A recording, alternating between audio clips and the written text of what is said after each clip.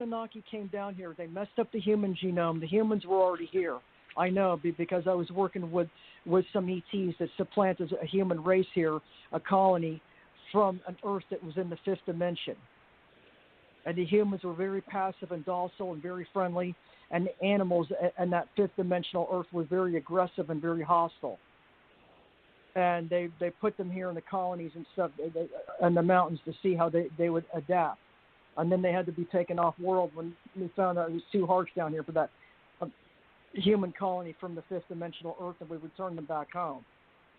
Okay, so the humans here were messed up by the Anunnaki because they decided to make them subservient and usurp them and dummy them down to make them slaves to mine their gold, and also slaves to be used as a commodity in trade and make slave armies and stuff.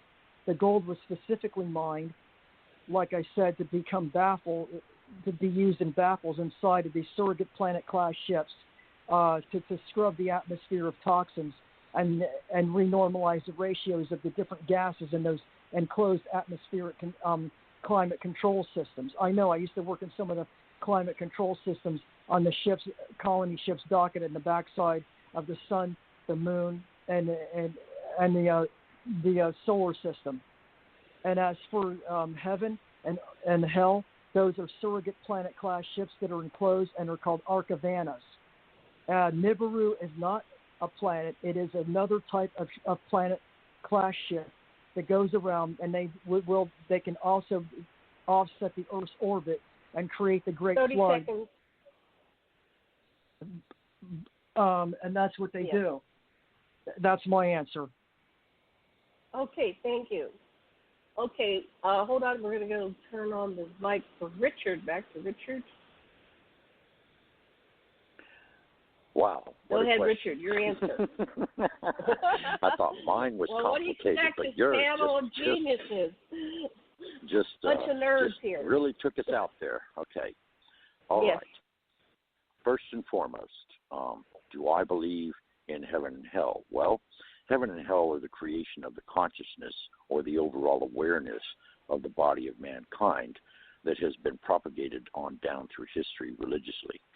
Okay, so you're talking about many millions of minds all coinciding together to create these interdimensional realities as a specific place in time, or at least a individual reality that can be experienced by anyone who so wishes basically to do so. For example, there's not just one heaven, there's actually 18 of them. For example, hell, there's not just one hell, there's 7 of them. As far as the Anunnaki is concerned, I do believe that, in fact, their mining colonization and excerpts upon this planet were a cover, a complete cover or disguise to the universe and the galaxy and, of course, our solar system at large to put off, or what you would call sleight of hand magic, to indicate that this is what they were here for and this is what they were doing, when in reality they were completely sent or completely had the alternative motive of completely dominating mankind and making mankind into their slaves. And that's pretty much my answer. Thank you so much, Richard. Okay. Bruce, let me turn on your mic. What's your answer to that question? I have studied religion over the last 30 years very intensely because I mentioned earlier that I spent 7 years to the day with Bonnie, my late wife. And she turned out to be, when she died, she came back and told me that she was an ET. She was, her name, was spiritual name was Kahra, capital K, small a, capital R, small a, and that she was the leader of the Caledonians, and that she had come to Earth in order to fulfill biblical prophecy, that she was the woman who bore the male child in Revelation chapter 12. And it wasn't until 2000 2010 that I discovered this, that evidence for, that her whole life was perfectly choreographed to follow those 17 verses in chapter 12. And what that she gave virgin birth in 1967, August 1st, to 2 children, a male and a female, and they were immediately taken up into space. She was also, was, as I said, the leader of a group of extraterrestrials that I now know were part of the Anunnaki, and they were responsible for trying to roll out the prophecy that is given in the Bible.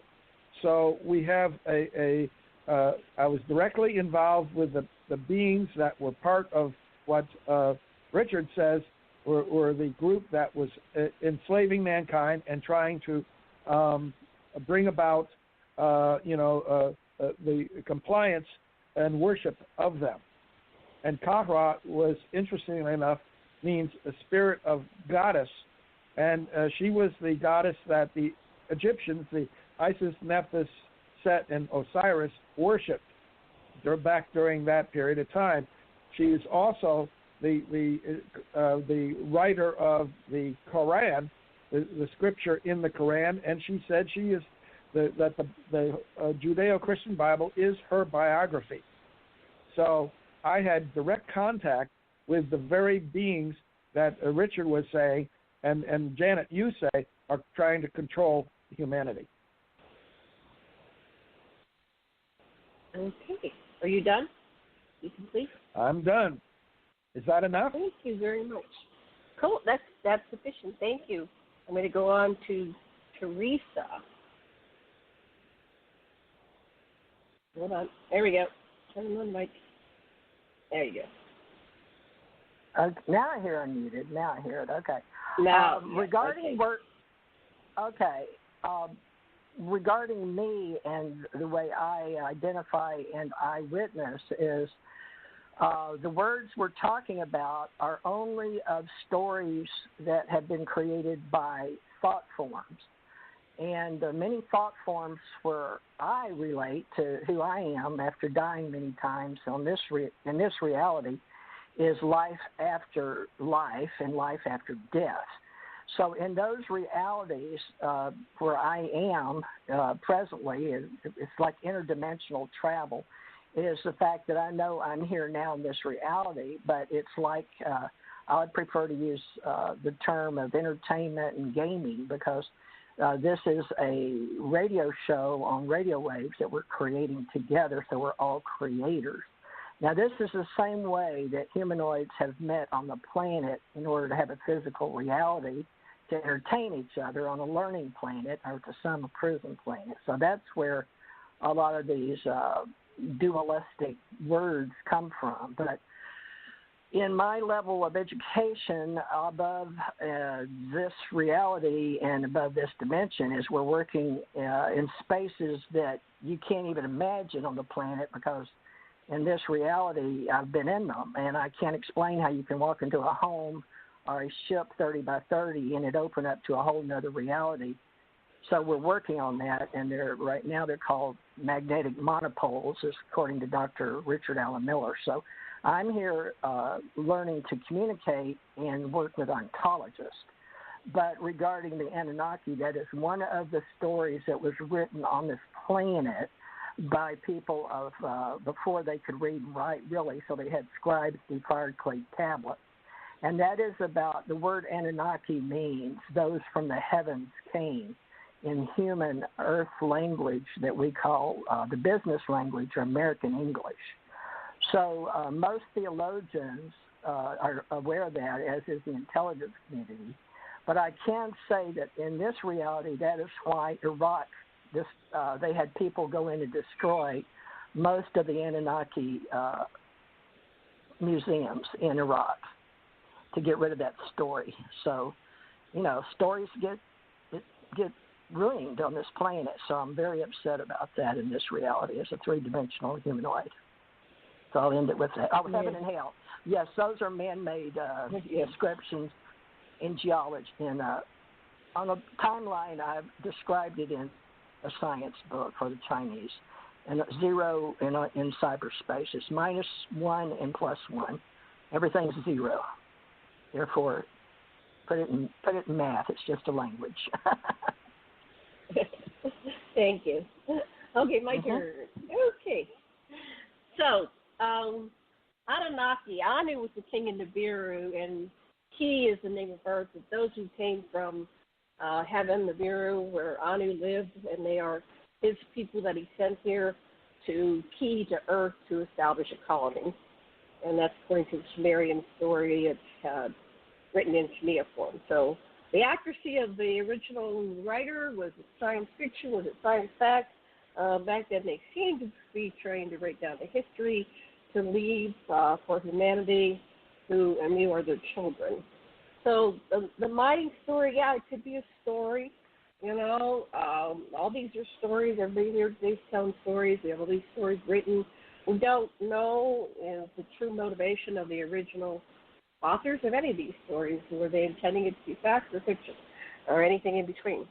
Heaven and hell, according to the Anunnaki story, heaven, of course, was Nibiru. So if you were going to go, you were chosen to go back to Nibiru to visit King Anu, to go to the home planet. That was a very honored thing to do, but they didn't let just anybody in, The humans weren't allowed in. Even some of the gods, they were forbidden to return to heaven, to Nibiru.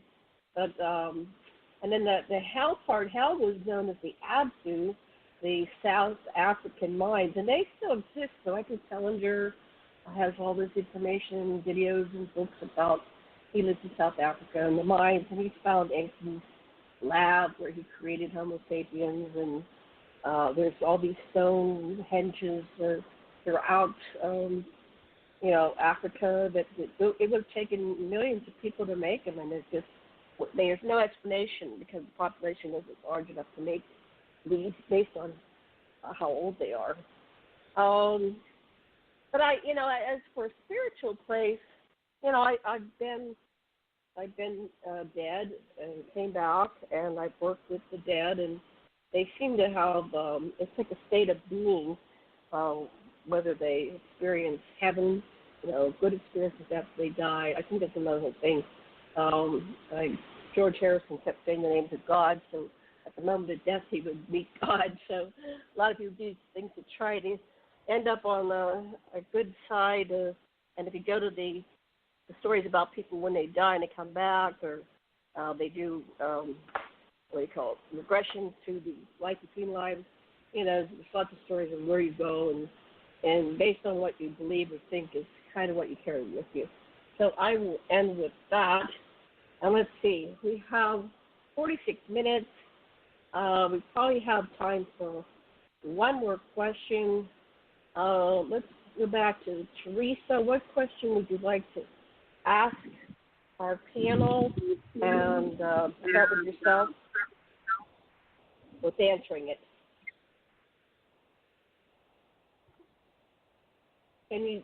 Theresa, are you there? Okay, we'll come back to Theresa.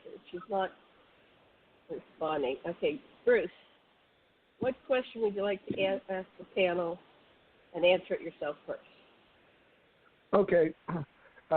What I got involved with was a prophecy that was being fulfilled by one of the Anunnaki, who claims to have been, claims to be Kara, the goddess worshipped by the other lower demigods of ancient Egypt. But she also told me that she was Nin Kursag, who was the mother of Enlil and Enki, and of humanity in general. But what was fascinating by all of this is that I got to meet her children, which were actually, I was the sperm provider, and they are essentially the offspring of Kara and Bonnie and me. Bruce, in the interest and who are they? So who are they? And what Who are I they? came to They realize, being... the children.